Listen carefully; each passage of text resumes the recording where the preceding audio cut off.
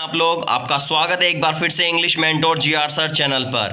और देखिए गाइस, सबसे पहले आज हम आपके लिए वोकैबुलरी लेके आए हैं। वोकैब का सेशन है और ये वोकैबुलरी का सेशन है, इसमें वन वर्ड हम पढ़ रहे हैं। वन वर्ड भी एक कहानी के माध्यम से जो गारंटेड आपको याद हो जाएंगे। जब हम इस कहानी का अंत करेंगे तो आपको ये कहानी 100% याद हो जाएगी और इस कहानी के माध्यम से 10 इंपॉर्टेंट वन वर्ड्स भी आपको याद होने वाले हैं। तो स्टार्ट करते हैं। सबसे पहला वर्ड देखिए, सबसे पहला वर्ड है गाइस ऑर्फन। कौन सा वर्ड है? ऑर्फन। ऑर्फन का मतलब होता है अनाथ। एग्जाम में क्वेश्चन कैसा आएगा? One who does not have parents, जिसके माता पिता नहीं होते हैं, वो क्या कहलाता है? ऑर्फन कहलाता है। बिल्कुल राइट है, याद कर लीजिए आप इसको। ऑर्फन का मतलब होता है अनाथ, जो जिंदगी में ऑर्फन यानी बहुत ज़्यादा मजे लेता है, क्योंकि उसको कोई कहने वाला नहीं होता है, उसको कोई सुनाने वाला नहीं होता है, उसको कोई पकड़ने वाला नहीं होता है, कोई कंट्रोल करने वाला नहीं होता है। तो ऑर्फन जो जिंदगी फन में बिता देता है, मजे में ही बिता देता है अपने बचपन को, और बाद में शायद हो सकता है तो बुरा भी हो उसके साथ, हो सकता है अच्छा भी हो, दोनों बातें हैं। तो जो अपने जिंदगी को फन में बिता देता है वो ऑर्फन कहलाता है। हालांकि अनाथ होता है वो जिसके माता पिता नहीं होते बेसिकली। तो ध्यान रखना, ऑर्फन जिसके जीवन में और फन हो जाता है, क्योंकि माता पिता कोई कहने वाला नहीं होता, तो वो बच्चा समझता नहीं है और वो फन में जितनी बिताता है वो कहलाता है ऑर्फन, अनाथ। तो अनाथ कौन होता है? जिसके माता पिता नहीं है। तो ये कहानी है एक अनाथ की। वो अनाथ कौन थी? वो एक टॉमबॉय थी। वो अनाथ एक टॉमबॉय थी। टॉमबॉय का मतलब एक लड़की होता है, एक लड़की। टॉमबॉय इज अ गर्ल, बात ध्यान रखना।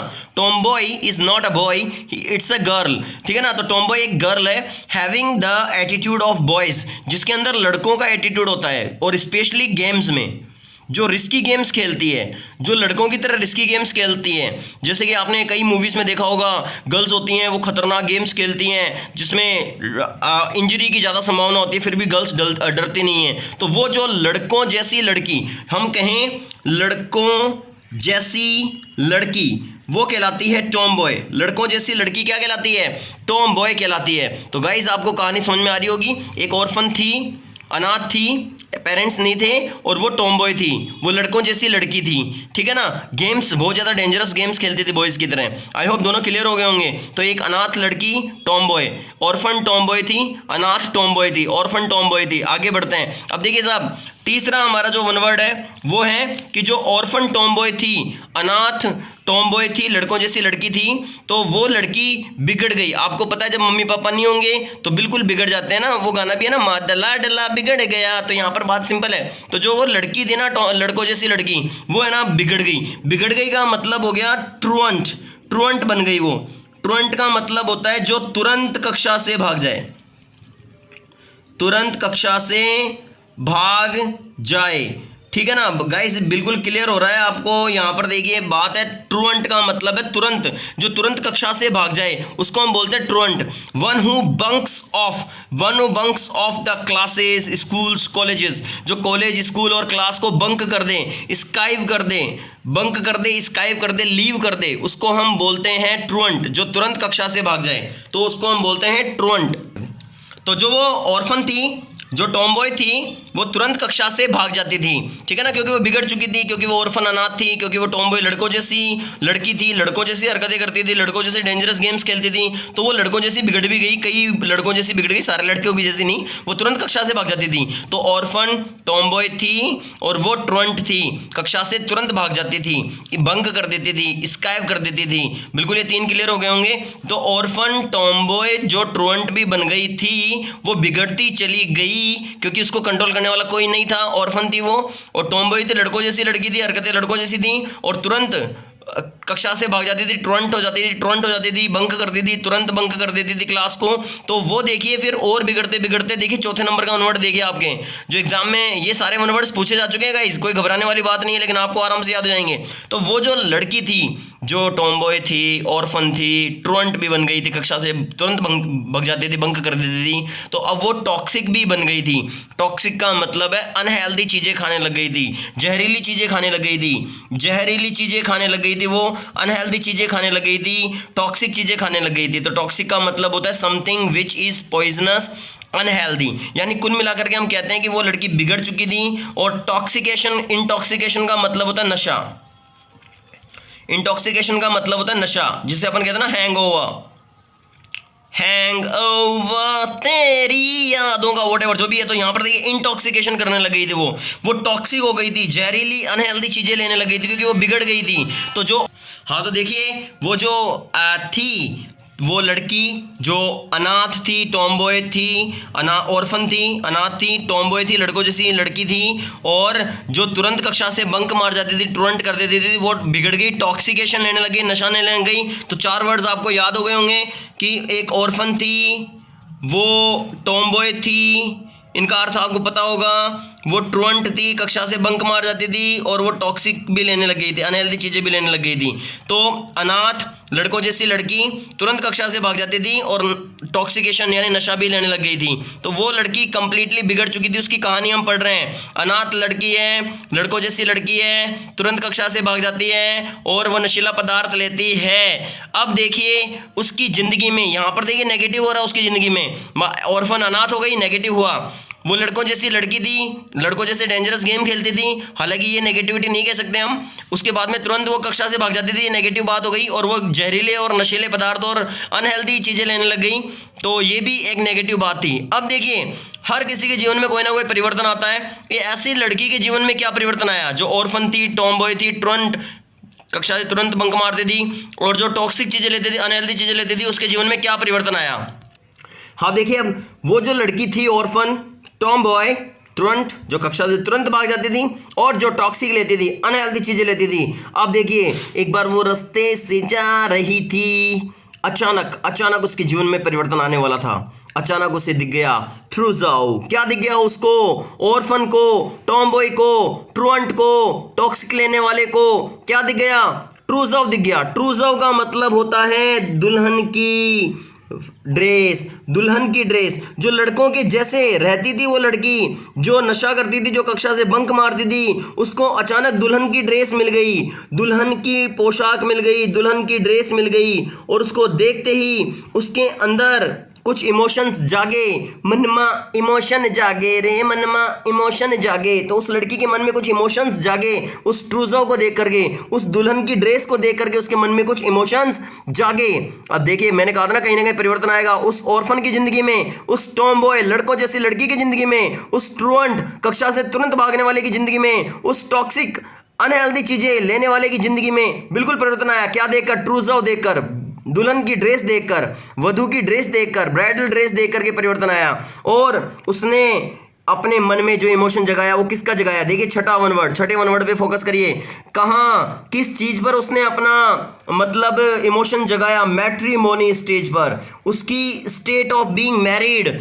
देखिए वन वर्ड आएगा बिल्कुल clear, I state of being married, शादी करने की अवस्था, शादी करने की अवस्था। शादी करने की अवस्था को हम क्या बोलेंगे? शादी करने की अवस्था, किसी की इच्छा हो जाए शादी करने की, that is called matrimony. Matrimony is one word guys, very important. तो स्टेट ऑफ बीइंग मैरिड, शादी करने की अवस्था। जैसे ही उसने ट्रूजो देखा, दुल्हन की ड्रेस देखी, उसकी शादी करने की अवस्था जागृत हो गई, उसकी मैट्रिमोनी करने की अवस्था जागृत हो गई। हाँ तो देखिए उसकी इच्छा हुई शादी की, मैट्रिमोनी अवस्था आई उसके अंदर, स्टेट ऑफ बीइंग मैरिड, शादी करने की अवस्था आई उस ऑर्फन की, उस टॉम बॉय की, लड़कों जैसी लड़की की, उस ट्रुअंट कक्षा से तुरंत बंक मारने वाले की, उस टॉक्सिक अनहेल्दी चीजें लेने वालों की। जैसे उसने ट्रूजो देखा, दुल्हन की ड्रेस देखी, उसके मन में शादी के इमोशंस जाग गए। उसने सोचा मैं तो शादी करूंगी, सारी दुनिया की कर दो शादी, सारे लड़कों की कर दो शादी, बस एक को कुंवारा रखना। तो उसकी शादी करने की इच्छा हुई, मैट्रिमोनी अवस्था जागी उसकी। और उसके बाद में देखिए 7वें वर्ड पे आइए, जब शादी करने की अवस्था आई तो सबसे पहले उसने एक शादी करी। देखो अपन कहते हैं ना कोई बड़ी प्लॉट वगैरह लेते हैं हम तो उसकी साई देते हैं पहले, तो उसने शादी की साई दी, यानी पहले एक शादी करी। तो एक शादी को हम बोलेंगे मोनो, मोनो यानी होता है एक, और गेमी का मतलब होता है विवाह। एक विवाह किया, बोले एक बार अपन देखे तो सही, एकदम ट्राई तो करे शादी चीज क्या होती है। तो उसने एक शादी करी पहले, उस टॉम बॉय ने, उस लड़कों जैसी लड़की ने एक शादी करी। Monogamy, practising of having a wife और हस्बैंड, एक पत्नी या एक पति रखने की अवस्था को बोलते हैं हम मोनोगेमी। मोनोगेमी, एक पति या एक पत्नी रखने की अवस्था को मोनोगेमी बोलते हैं। तो उसने एक शादी करी, पहले एक शादी करी। अब देखिए हमने 7 वर्ड्स अपन ने क्लियर कर लिए हैं कि एक ऑर्फन थी, एक अनाथ थी, वो टॉम बॉय थी, वो लड़कों जैसी लड़की थी, डेंजरस गेम्स खेलती थी। वो ट्रुएंट थी, वो तुरंत कक्षा से भाग जाती थी। वो टॉक्सिक लेती थी, अनहेल्दी चीज़ें लेती थी, जहरीली चीज़ें लेती थी। फिर अचानक उसने ट्रूजव देखा, उसने दुल्हन की ड्रेस देखी। दुल्हन की ड्रेस देखते ही उसके अंदर शादी करने की अवस्था जागी, मैट्रिमोनी यानी शादी की वैवाहिक अवस्था, स्टेट ऑफ बीइंग मैरिड जागी। सारा डिस्क्रिप्शन आपको दे रखा है। उसके बाद में उसने एक शादी करी, मोनोगेमी करी। यहाँ तक हम सीख चुके हैं उसकी कहानी। एक ऑर्फन थी, वो टॉमबॉय थी, वो ट्रुएंट थी, वो टॉक्सिक लेती थी। अचानक ट्रूजव देखा, ट्रूजव यानी वधू दुल्हन की ड्रेस देखी। फिर उसकी शादी की अवस्था जागी, मैट्रिमोनी की अवस्था जागी। फिर उसने एक शादी करी, मोनोगेमी करी। यहाँ तक गाइस आपको क्लियर हो गया होगा। अब हम चल रहे हैं आगे। हाँ तो देखिए, हमें पता है ऑर्फन थी, बात कर चुके हैं हम, 7 वर्ड हो चुके हैं। 8वां वर्ड आपके लिए सारे 1 वर्ड गारंटेड याद हो जाएंगे। 8वां वर्ड है पॉलीगेमी। पॉलीगेमी का मतलब देखो, पोली का मतलब होता है कई, पोली का मतलब होता है कई, बहु। ये गांव वाला पोली नहीं है, वही बिना दांत वाले को बोलते हैं पोली आ गई, पोली आ गई। तो ये पोली का मतलब है बहु यानी कई। गेमी का मतलब है विवाह है। उस टॉम बॉय ने, लड़कों जैसी लड़की ने, लड़कों जैसे गेम्स खेलने वाली लड़की ने, जो तुरंत थी, तुरंत कक्षा से भाग जाती थी, उसने एक शादी की, मैट्रिमोनी यानी स्टेट ऑफ बीइंग मैरिड, शादी की अवस्था जागृत होने के बाद में मोनोगेमी करी। उसने एक शादी करी लेकिन मन नहीं भरा, इच्छाएं नहीं भरी। फिर उसने कई शादियां करी, राइट है नहीं है? जैसे हम एक ड्रेस खरीदते हैं, फिर कई ड्रेसेस खरीदते हैं। उसने एक शादी करी, फिर कई शादी करी, शादी पर ऑफर, बम्पर ऑफर, ठीक है ना? तो पॉलीगेमी यानी कई शादियां करी। तो देखिए, practising of having more than one husband और वाइफ, एक या एक से अधिक पति रखने को बोलते हैं पॉलीगेमी। पॉलीगेमी का मतलब होता है बहुविवाह है। और बहुविवाह आपको पता है, एक से अधिक पति और पत्नी रहेंगे, एक से अधिक पति या पत्नी। ऑलराइट, तो वो टॉमबॉय जो थी उसकी एक से अधिक पति हो गए, क्योंकि लड़कों जैसी लड़की थी तो हालांकि लड़की ना वो, तो उसके एक से अधिक पति हो गए, पॉलीगेमी हो गई उसकी। अब देखिए 8वां one word polygamy, I hope clear हो गया होगा। कई शादियां, having more than one husband और wife. Is that clear guys? आगे बढ़ते हैं 9th वन पर। अब देखिए इफेमिनाइट आपने देखा होगा, कई मूवीज में है। बस यही खता हर बार करता हूँ, आदमी से प्यार करता हूँ। तो कई लड़के होते हैं, जैसे यहाँ पर टॉमबॉय लड़कों जैसी लड़की है, वैसे कई लड़के भी तो होते हैं ना लड़कियों जैसे, टैंग टैंग ठीक है ना? तो वो लड़के भी तो होते हैं लड़कियों जैसे। तो इफेमिनेट का मतलब होता है अ बॉय, एक लड़का। ओरिजिनली वो लड़का होगा लेकिन किसके जैसा होगा? लड़की जैसा। तो यहाँ पर अपने को देखना है लड़की जैसा लड़का, लड़की जैसा लड़का। अब लड़की जैसा क्या? हैबिट और क्वालिटीज, जिसके अंदर लड़कियों जैसी आदतें हों। सजना है मुझे, सजना के लिए सजना है मुझे, ऐसे गुण हो, लड़कियों वाले गुण हो, ठीक है ना? घाघरा पहन करके, ठीक है ना? और बोले जोरा जोरी चने के खेत में। तो यहाँ पर देखिए, जिसके अंदर आदतें हों, जिसके अंदर क्वालिटीज हों लड़कियों जैसी, लेकिन वो हकीकत में हो लड़का, उसको हम बोलते हैं इफेमिनाइट। क्या बोलते हैं? इफेमिनाइट बोलते हैं। A boy with the habits और qualities of a girl. Is that clear guys? तो इफेमिनेट उसको मिला, उस टॉमबॉय को क्या मिल गया? इफेमिनेट मिल गया, यानी लड़कों जैसी लड़की को लड़कियों जैसा लड़का मिल गया। शायद इसी की तलाश थी उसको, शायद इसी की तमन्ना, इसी की आरजू थी उसको, तभी उसने कई शादियां पॉलीगेमी करी थी। वरना मोनोगेमी यानी एक शादी से ही वो संतुष्ट हो सकती थी। हम वन वर्ड्स को क्लियर कर रहे हैं गाइस। तो इफेमिनेट मिल गया उसको। इफेमिनेट का मतलब a boy with the habits और qualities of a girl. Guys clearly learn हो गया होगा।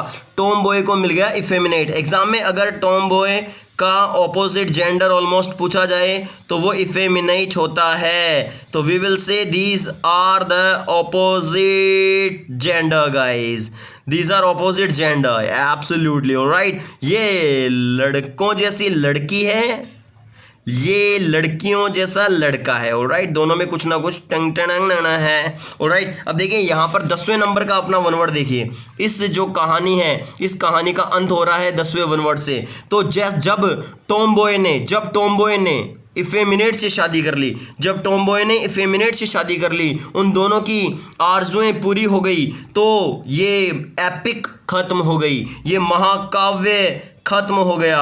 ये महाकाव्य जो मेरे द्वारा रचा गया है आप बच्चों के लिए, आप बच्चों के प्रोत्साहन के द्वारा, तो ये महाकाव्य खत्म हो गया। एपिक का मतलब होता है अ long narrative poem, alright, and long narrative, एक लंबी वर्णन वाली पोम या पोइम, ठीक है ना, जो दो प्रोनाउंसिएशन करेक्ट है, पोम बोल दो या पोइम बोल दो, both the pronunciations are correct guys, ठीक है। तो a long narrative poem telling the history, एक एपिक का मतलब होता है महाकाव्य, एक बड़ी कविता होती है जो इतिहास बताती है, जो इतिहास बताती है। एपिक का मतलब है लॉन्ग नरेटिव पोएम जो इतिहास, हिस्ट्री बताती है। लीजेंड्स का गौरव गाथा बताती है, लीजेंड्स यानी जो महानायक हैं, महानायक, उनकी गौरव गाथा बताती है, और जो हीरोज यानी नायकों की गौरव गाथा बताती है, इतिहास की गौरव गाथा बताती है, उसे हम बोलते हैं एपिक। तो गाइस कैसा लगा आपको आज का वीडियो, कमेंट करके जरूर बताना, लाइक करना, शेयर करना और सब्सक्राइब करना हमारे चैनल को। और जल्दी ही हम बोर्ड पर मिलेंगे। मैं पहले टाइम टेबल बताऊंगा आपको पूरा कि मैं कौन से दिन कौन सी क्लासेस लेकर आऊंगा, और that particular day on the board guys I will be there on the board with you, and we will go for the live classes also. You can ask me the questions also and I will solve all the questions which will be asked by you. So get ready, I'm coming soon on the board guys, so don't worry and enjoy our channel, enjoy our teachings. I hope ये 10 1 words आपको clear हो गए होंगे, and just wait for the next one. बिल्कुल support करें, like करें, share करें, subscribe करें, और अपना ही चैनल है, ज़्यादा से ज़्यादा शेयर कर दें, बहुत अच्छा लाइक करें, बहुत अच्छे कमेंट्स करें। Thanks a lot, bye.